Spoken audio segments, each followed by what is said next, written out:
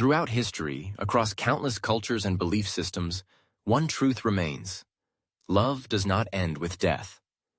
When someone we cherish passes on, the bond we share doesn't disappear. It transforms. As the renowned American mystic Edgar Cayce once said, "Death is merely a transition. Consciousness and love remain unbroken." Many of us have experienced moments, unexplainable feelings, dreams, or coincidences that hint at a continued connection with those we've lost. These aren't just comforting thoughts born from grief. They may be genuine signs from beyond. In this video, we'll explore 9 subtle yet powerful ways our departed loved ones may still be with us. Backed by spiritual insight and modern research, these signs offer hope, healing, and a deeper understanding of the soul's journey. Whether you're in mourning or simply curious, may this exploration help you feel the quiet presence of love that still surrounds you. Have you ever felt something soft, subtle, but undeniably real touch your skin when no one was there? Maybe a gentle pressure on your shoulder, a faint brush across your arm, or a sudden warmth that wrapped around you like an invisible embrace. These moments often come when you're alone, vulnerable, or silently crying inside. And they leave you wondering, was that just my imagination or something more? According to Edgar Cayce, the renowned American mystic, these are not mere tricks of the mind. They may be the first whisper from beyond, a reminder that love does not end with death. It changes form, but never disappears. Cayce believed that our loved ones, even after they've passed, remain connected to us through a field of energy more subtle than what the physical eye can see. In his words, spirit energy interacts with the physical world in ways the heart can feel, even when the mind cannot explain. These unexpected physical sensations are one of the most direct ways our loved ones can reach out to us. And they often come at the perfect moment. When you're about to fall apart, when you're facing a decision they would have helped you make, or when you're simply thinking about them. Dr. Bernard Beitman, a psychiatrist who studies coincidences and synchronicity, describes these occurrences as happening in the borderland, a state between wakefulness and dreaming, logic and emotion. It's here, in this quiet space, that your awareness becomes more sensitive, more open to energies that exist just beyond the veil. And it's important to know, this isn't something to fear. These sensations aren't haunting, they're healing. They often carry a warmth, a calm, a feeling that says, "I'm still with you, I haven't gone far." Some people report feeling a hand squeeze theirs. Others say they sense someone sitting beside them in a quiet room. A breeze passes through a closed window. Goosebumps rise on the skin without a draft. And for a fleeting moment, time seems to pause. Across cultures and centuries, these signs have been acknowledged as sacred. In Eastern and indigenous traditions, it's widely understood that the veil between worlds grows thin during times of deep emotional resonance. So if you've ever felt that presence, don't dismiss it. Don't rush to rationalize it away. Instead, allow yourself to pause and feel. Because in that pause, in that stillness, you may be sensing the very real echo of love. A love that hasn't left, but now walks beside you. Silently, gently, faithfully. And that is the first sign. Some dreams are just dreams. They flicker, fade, and vanish the moment we wake up. But then, there are other dreams, different ones. The kind that stay with you for hours, even days. The kind that feel more like a memory than a fantasy. You don't just dream about your loved one. You meet them. You see their face so clearly. You hear their voice exactly as it was. You feel their presence, not as an idea, but as a truth. And when you wake up, you're not just remembering a dream. You're remembering a moment you truly shared. Edgar Cayce often described these dreams as soul visitations, encounters between the living and the spirit realm, made possible during sleep, when the soul is most free. In his trance readings, he explained that during REM sleep, our consciousness is no longer anchored to the physical body. It travels, expands, crosses dimensions we can't access during waking life. He said, "Sleep is not unconsciousness, it is a doorway." These dreams are not chaotic or bizarre. They don't follow the strange logic of regular dreams. Instead, they unfold like real conversations, with clarity, emotion, and purpose. You might find yourself walking with your loved one through a familiar place, hearing words of comfort, receiving advice at just the right moment, or simply sitting in silence, feeling the peace of their presence. And when you wake, there's that unmistakable afterglow. Tears may come, not from pain, but from that bittersweet knowing they were there. Science, too, is beginning to catch up. Sleep researchers at institutions like the University of California have noted that REM sleep shares similar brainwave activity with deep meditation, states where people often report mystical or spiritual experiences. In Tibetan Buddhism, they call it dream yoga. In Aboriginal culture, it's dream time. In Cayce's teachings, it's soul communion. Whatever the name, these moments carry weight. And for many who grieve, they become a lifeline. But if you haven't had one of these dreams, don't feel forgotten. Soul communication isn't always visual. Sometimes it happens through feeling, through sensation, or through other signs yet to come. But if you have had one of these dreams, honor it. Write it down. Revisit it when you feel lost. Because what you experienced was more than a dream. It was love, breaking through the boundaries of time and space. It was proof that even in the stillness of sleep, the soul remembers. And that is the second sign. Sometimes the universe whispers, not in words, but in moments. Carefully placed, precisely timed, unmistakably personal. You're walking down the street, thinking about your grandmother, when you see her favorite flower blooming in a crack on the sidewalk. You open a drawer, and there's a coin, same year your brother was born. A feather appears on your windshield just after you say their name out loud. These are not just coincidences. They are messages, delivered not through logic, but through meaning. Edgar Cayce referred to this as the language of symbols. He believed that those who've crossed over can't always speak in words or visions, but they can use the world around us.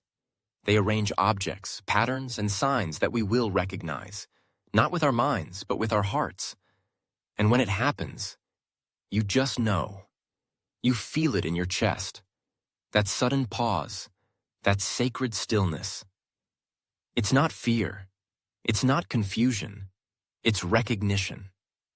Psychologist Carl Jung called this synchronicity, meaningful coincidences that defy statistical probability, moments that connect inner emotion with outer reality. They don't make sense to the rational mind, but they feel too perfect to ignore. These signs often share four qualities. Personal symbolism, it's not just any coin. It's a coin tied to them. Perfect timing. The sign appears just when you're thinking of them or needing comfort. Repetition. You don't just see the number once, it follows you. Emotional impact. It hits you in the heart. You feel them with you.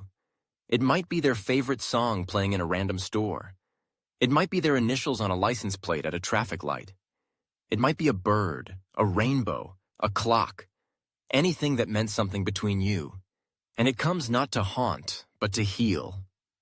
Cayce taught that those in spirit still work with us, just not always through the ways we expect. They know when we need a sign, and they know what will reach us. So if you find yourself dismissing something as just a coincidence, pause. Ask yourself, what did this moment make me feel? Who did it make me think of? Why now? Because sometimes, the veil lifts just enough for love to leave a fingerprint. On your day, on your thoughts, on your soul. Not loud, not obvious, but real. And that is the third sign. Smell is memory's oldest language. Before we spoke words, before we understood meaning, we felt through scent. A single aroma can pull us backward in time, into kitchens, into bedrooms, into arms we'll never forget. And sometimes, even after death, that scent returns, not from a bottle, not from the air freshener, but from nowhere and everywhere, all at once. You're sitting alone, grieving silently. Then out of nowhere, her perfume drifts by, the one she always wore on holidays. You walk into an empty room and smell tobacco, the exact pipe your grandfather used. Or maybe, on a quiet morning, the smell of freshly baked cookies rises around you, and you think of your mother. But no one is cooking. No one is there. Except maybe they are. Edgar Cayce believed that smell is one of the easiest ways for the spirit to reach us. In his reading number 57564, he explained that scent travels through emotion, bypassing the logical mind and going straight to the soul. Neurologists agree. The brain's olfactory bulb is wired directly to the amygdala and hippocampus, two parts of the brain responsible for emotion and memory. That's why a smell can trigger tears faster than any photograph, or song, or sentence. And that's what makes this sign so powerful. It's not subtle. It doesn't ask for permission. It arrives with presence. Warm, intimate, unmistakable. These aromatic signs tend to share certain qualities. They appear without any logical source. They're tied to a specific memory of your loved one. They vanish just as quickly as they come. And they often arrive during emotional moments when you need comfort most. Dr. Callum Cooper, a researcher at the University of Northampton, has studied this phenomenon and found that people across all cultures and belief systems report the same experience. Sudden, inexplicable smells that bring comfort, closure, or even a quiet sense of joy. These aren't hallucinations. They're moments. They're visits, just without form. When your loved one can't speak, they send the scent of roses. When they can't touch you, they fill the air with cinnamon, lavender, smoke, or rain. Whatever it was that made them them. And maybe it's not about what the scent is, but what it awakens. Because when you inhale that impossible aroma, and your heart aches and smiles at the same time, that's not just memory, that's a message. A reminder that some parts of love are never gone. And that is the fourth sign. It starts small. A light flickers, then steadies. The TV turns on by itself, then goes black. Your phone loses charge even though it was full just minutes ago. A clock stops, frozen on the exact time your father passed away. You might shrug it off, tell yourself it's just bad wiring, coincidence, or faulty tech. But what if it's not? What if the flicker is a signal? Edgar Cayce believed that consciousness is energy, and when the physical body dies, the soul retains that energetic signature. He taught that spirits, freed from the limits of flesh, can more easily interact with electromagnetic fields than with solid matter. In reading number 37441, Cayce said, "The electrical nature of spirit allows it to impress itself upon devices made of energy, lights, clocks, currents. Not to scare, but to say, I'm still here." And science is beginning to listen. Researchers at the Princeton Engineering Anomalies Research Lab, PICR, have documented how human intention can subtly influence electronic devices. If our minds, still rooted in the body, can affect machines, imagine what consciousness beyond the veil might do. It's not about haunting, it's about connection. These signs often appear at pivotal moments. You're overwhelmed with grief, and a lamp flickers. You're speaking their name, and your music randomly skips to their favorite song. On their birthday, your alarm doesn't go off, but you wake up at the exact time they used to call. Electrical signs often share patterns. They happen more than once. They occur around meaningful dates or emotional moments. The devices often return to normal afterward. They make you pause, feel, remember. Sometimes it's a digital clock flashing 11:11 every time you look. Sometimes it's a ceiling light that blinks only when you speak their name. It's not random, it's a reminder. Technology may be built by human hands, but energy flows beyond our understanding. And love is one of the most powerful forms of energy we know. These signals aren't loud, they're not dramatic, but they are intentional. A soul that once shared this life with you is saying, I see you. I haven't left. I'm just speaking in the language of light and energy now. So the next time a bulb flickers or a song plays at the perfect moment, don't dismiss it. Pause, feel. And remember, love doesn't always need words to be heard. Sometimes it speaks through the static. And that is the fifth sign. You're sitting on the porch, lost in thought, and a cardinal lands just a few feet away, staring straight at you. You're walking through a quiet path, and a butterfly follows, fluttering at your shoulder. A deer steps from the forest and pauses, holding eye contact, as if it knows you. In those moments, it feels like the world stops, time slows, and something sacred enters the silence. These aren't random encounters with nature. They're visitations with feathers, fur, and ancient memory. Across cultures, across centuries, animals have long been seen as messengers between realms. Edgar Cayce believed that the natural world is more in tune with spiritual energy than we are. Animals, he taught, are not bound by the same mental filters that humans carry. They live closer to the source and can sometimes act as vessels for energy, for presence, for spirit. He said, "The soul that has passed may, for a moment, impress its essence upon a creature of nature, not to possess it, but to send a sign, simple, clear, and filled with love. These signs aren't about superstition, they're about recognition. A bird that circles overhead every year on the same date, a dragonfly that lands on your finger the day you say goodbye, a fox, a dog, a cat that stares at you with knowing eyes, then disappears. What makes these encounters so powerful? It's not just the animal. It's what happens within you. You feel peace. You feel still. You feel seen. And deep inside, something whispers, "That was for you." These animals often behave in ways that feel unusual. They approach without fear. They linger longer than expected. They arrive at emotionally significant moments. Or they mirror traits of your loved one: gentleness, curiosity, strength. In Celtic spirituality, they call these moments encounters with thin places, where the boundary between worlds dissolves. In Native American traditions, animals are recognized as sacred messengers, each carrying specific spiritual meaning. And in Cayce's readings, he affirmed that the soul, in moments of great love, can move through the natural world to send reminders of connection. If you've experienced this, don't question your intuition. Your loved one may not speak with words anymore, but perhaps they sent wings, or hooves, or fur, to let you know, "I'm still walking with you." Not every butterfly is a sign, but some are, and when they are, you'll feel it. So the next time nature pauses for you, pause with it.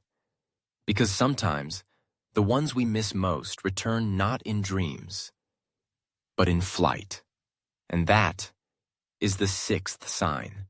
It happens in a moment you're not expecting. You're doing the dishes, folding laundry, lost in thought.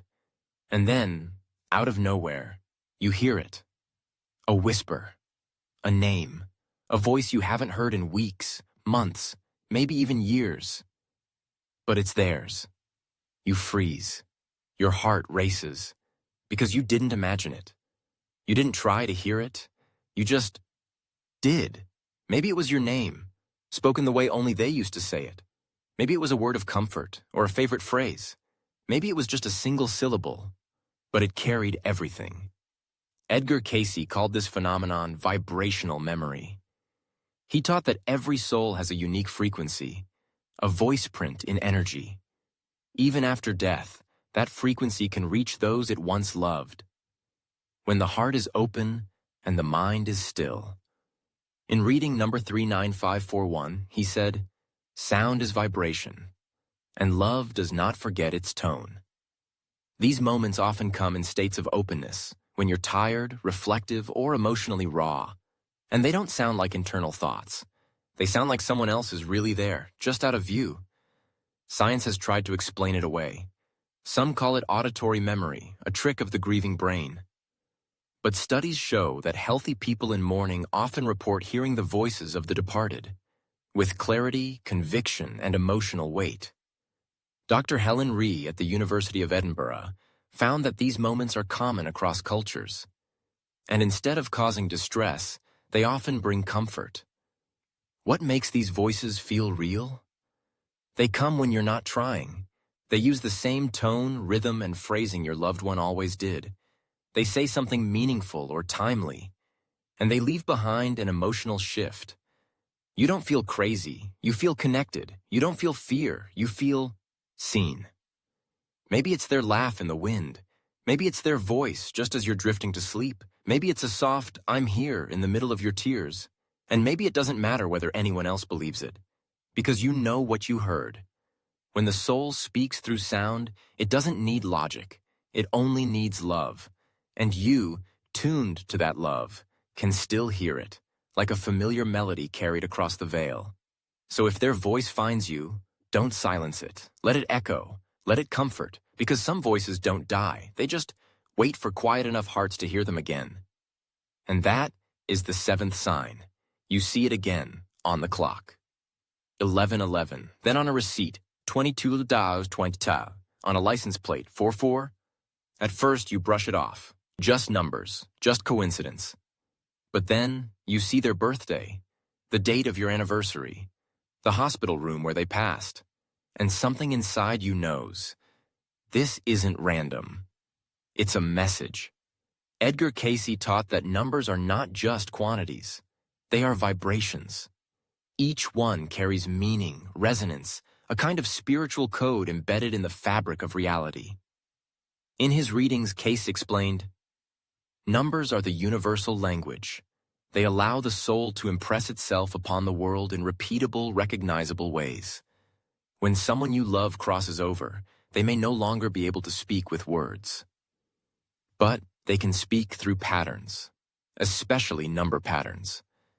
These signs show up most often during moments of decision, reflection, or emotional vulnerability, and they almost always carry a personal significance. You see their birth year, on a building, a receipt, a hotel room. You wake every night at the same time, exactly when they used to call. You notice number sequences tied to your shared history, repeating over and over. And what sets these experiences apart isn't just the numbers themselves, it's how they make you feel. You pause. You remember. You feel a quiet presence wash over you. Even modern researchers are beginning to take notice. Dr. Joseph Mazer, a mathematician who studies coincidence and pattern recognition, found that many reported numerical synchronicities go beyond statistical probability. Something deeper seems to be at work. And ancient wisdom traditions have always known this. In Pythagorean philosophy, numbers represent spiritual archetypes. In Kabbalah, they hold encoded messages from the divine. In Eastern systems, repeating numbers are signs from spirit guides, ancestors, or the soul itself. Maybe that's why these signs appear when they do, because numbers are one of the few things that can reach us in both worlds, the logical and the mystical. So if you find yourself seeing the same number again and again, don't ignore it. Ask yourself, what does this number mean to me? Who does it remind me of? What decision or emotion is this moment connected to? Because sometimes, the numbers aren't just data, they're love. Coded, repeated, patient. A silent way of saying, I'm still part of your story. In a universe built on math and meaning, perhaps the soul speaks best through sequences. And that is the eighth sign. It's quiet. No flickering lights, no vivid dreams, no feathers, no numbers, no sudden sense. Just a knowing. You're standing at a crossroads in life, unsure of which path to take. When suddenly, a calm settles over you. A thought appears, not from your mind, but through it. You hear their wisdom. You feel their perspective. You know exactly what they would say. And somehow, it guides you.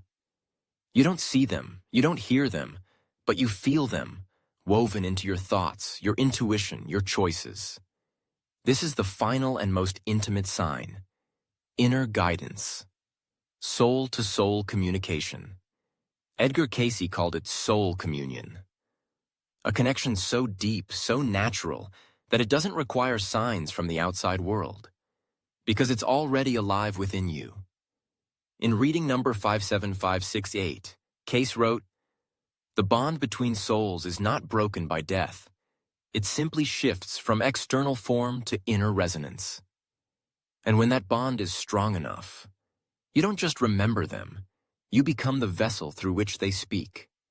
You find yourself thinking their thoughts, repeating their wisdom, reacting with their patience, their humor, their grace, not as a memory, but as a presence. This inner knowing feels different from your own thoughts. It arrives suddenly, with clarity. It carries their tone, their values, their essence. It brings peace, even in confusion. And it feels more like being reminded than taught.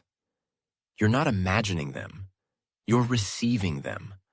Modern neuroscience has studied these experiences and found that in deep meditative or spiritual states, the brain activates regions associated with non-local awareness, suggesting we may, at times, access knowledge and insight beyond the boundaries of self. But you don't need science to prove what your heart already knows. You feel their hand guiding you when you say yes to something they would have loved. You hear their laughter in your head when life surprises you with joy. You carry their courage when you stand up for yourself, just like they always told you to. They live on not in symbols, but in the architecture of who you are becoming. And this, perhaps, is the most powerful sign of all. Not a visit, but a merging. Their love, becoming your strength, their insight, your compass, their essence, now part of your soul's unfolding. So if you felt this, if you know without knowing how you know, trust it. They're not gone. They're simply closer than ever before. And that is the 9th sign. If you've recognized even one of these signs, pause and honor that moment. You are not imagining things. You are not reaching into emptiness. You are being reached. Love doesn't vanish with death. It evolves. It finds new ways to speak, to comfort, to guide. And often it shows up in the quietest spaces, where your heart is still and your soul is listening. As Edgar Cayce reminded us, the veil between worlds is thinnest when the heart is open. So open your heart. Open it to the dream that lingers, to the scent that comes from nowhere, to the flicker, the whisper, the knowing deep inside you. Because those we've loved haven't truly left. They walk beside us. They live within us. And when we need them most, they find a way to say, "I'm still here." If this message brought you peace, consider subscribing and sharing it with someone who needs comfort. And if you've experienced one of these signs yourself, we invite you to share your story in the comments below. Together, we remember, love never dies. It simply changes form and continues. Until next time, stay open to the signs and trust what your soul already knows.